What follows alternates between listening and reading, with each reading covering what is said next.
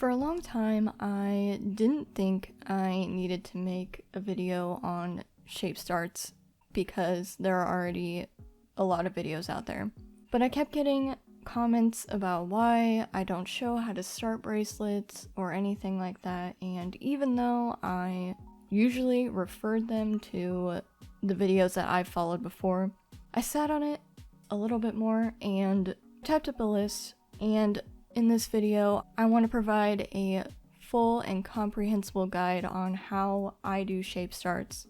I'm going to show you how to make it with literally any normal pattern. This obviously isn't my idea. Alex's Innovations also has a video on how to make a shape start, so that is the inspiration for this video today. So I want to start off with bracelets that have mirrored / symmetrical patterns with a loop.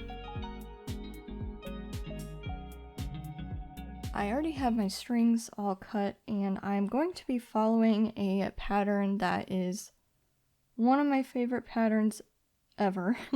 I actually have it memorized, but I did pull up the pattern in front of me just to make sure that I'm not going to forget anything. But I am going to start with a threaded loop here. Masha Knots already has a video on how to make that, so you can watch that, make your loop if you don't know how to do it, and then we can meet back up again. So with the shape start, what I like to do is picking out a center point in the pattern, and you can have that be in any row that you want it to. You can start it in a way that kind of makes the pattern flow a little bit better. Like for example, this rectangle here, it opens up perfectly for the whole bracelet. Or you can put it literally anywhere else. It's totally up to you. So for this pattern, I'm starting in row 22, right in that center there with the red, so that way I can start out with red and go in the rainbow order. So when you figure out where you want to start your bracelet, you are going to look at the strings that are kind of in between all of those knots, and then that is the order you want to do your shape start in.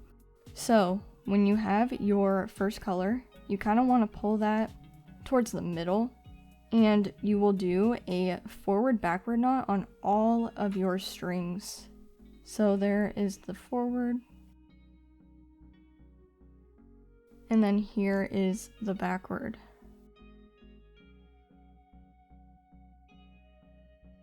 And then you go down diagonally to the right and pick out your next string. So for me, that's orange. And you don't want to knot onto this string. Once you do your forward backward knot, take that string and just kind of put it off to the side.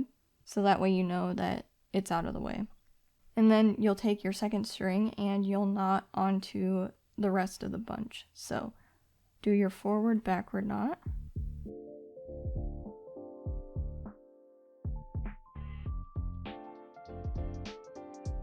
Put that off to the side, and then you pick up the next string down the line, and then knot onto your bunch, and of course your bunch is going to get smaller and smaller as you do this.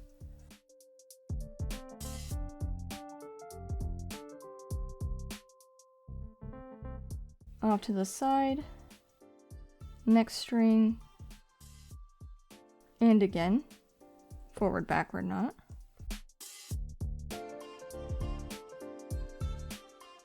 And then you have the next color, forward backward knot.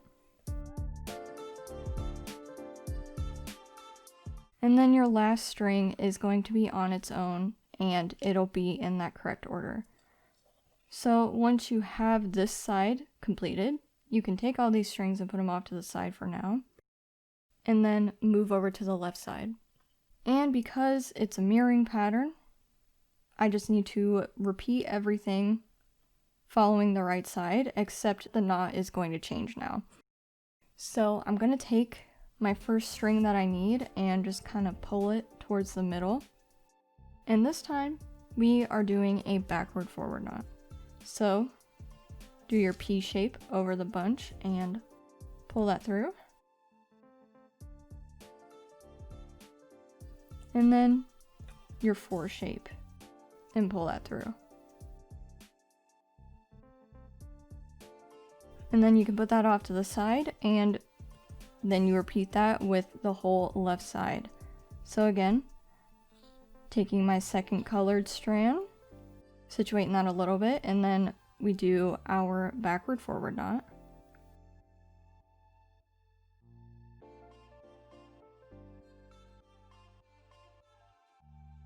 And then just repeat that with the rest of your strings.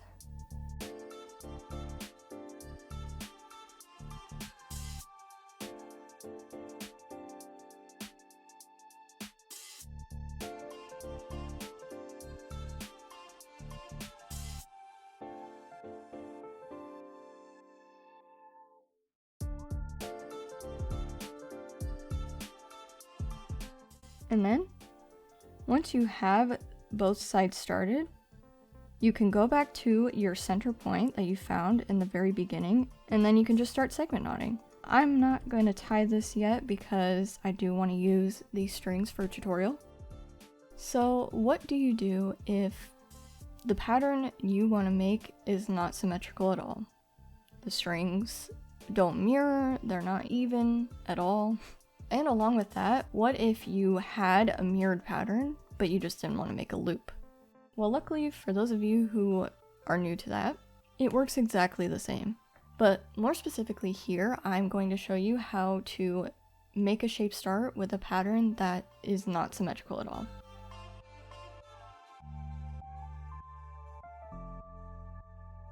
So this is a pattern that I am actually looking at for the very first time, so bear with me. But like I said before, it works the exact same way. So this method will be a lot easier to use with a clipboard because when you need to order your strings, your clipboard can hold those down in the right place really easily, but of course you can also use tape.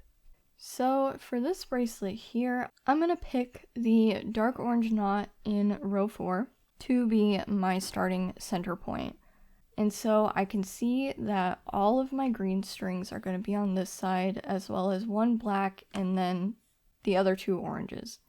And then on the left, I have that darkest purple, 2 blacks, and all of the purples. So what I like to do is separate my strings just to make this a lot easier.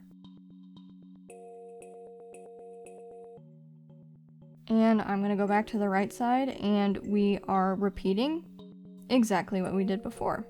So I know that my lightest to darkest green goes first, then black, and then light and middle orange. So again, locate your strings on your pattern, and you want to pull your first string towards the middle, and then you do your forward backward knot onto your bunch of strings.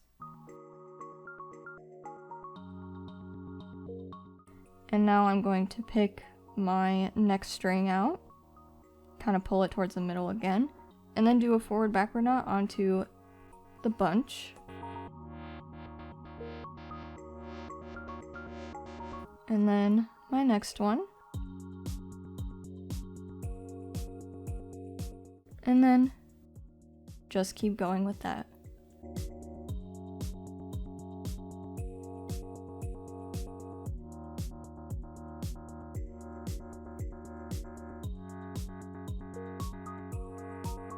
So we have that side completed, and I'm going to put those strings off to the side, and now I'm going to come back to the left and just repeat the same thing, but mirroring it. So I know that my dark orange is first in line, so I'm going to do a backward forward knot onto my bunch of strings.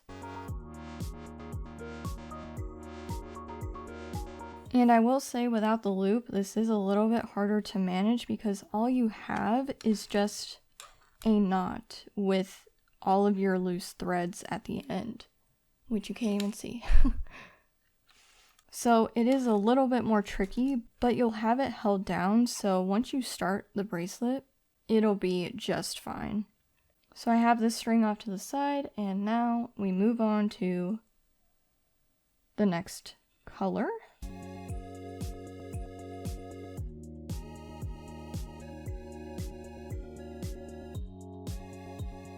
and then move on to the next one, and then just keep repeating this with the rest of your strings.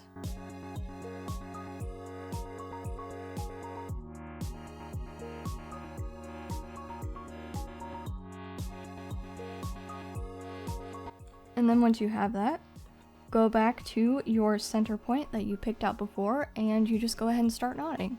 And while I was writing this guide out, I didn't know a good spot to put this, so I am just inserting this at the end here. But another good question you might be thinking is, what if I don't know how to segment knot? What if I don't have it figured out right away?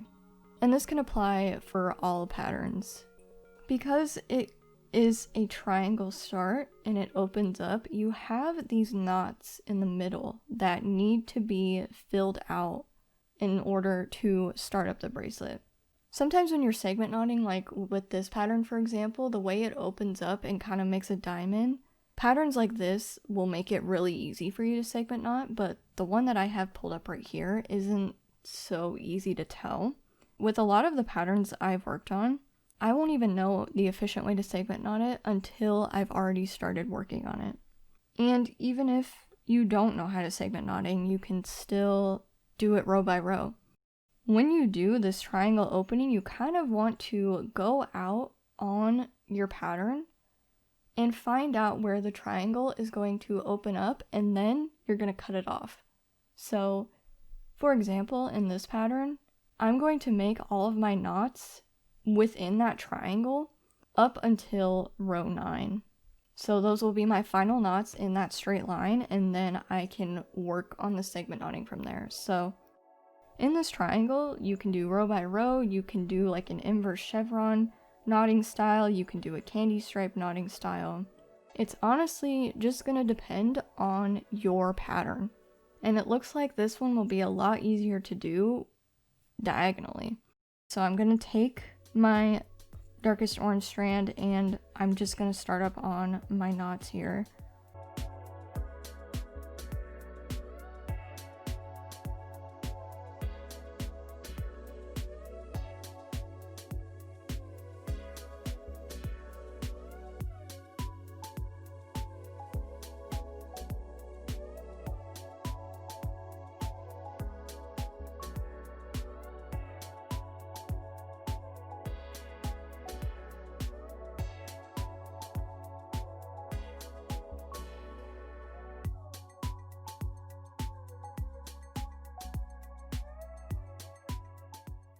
And you can see on my black string here that my last knot in row 9 is going to be onto that darkest orange strand. So I'm going to tie it. And then I'll stop there for now and move those strings off to the side. And that's what I'm going to do, is taking each string from my start here and going down until I catch up to row 9 and do my last knot, and then it'll be in a straight line.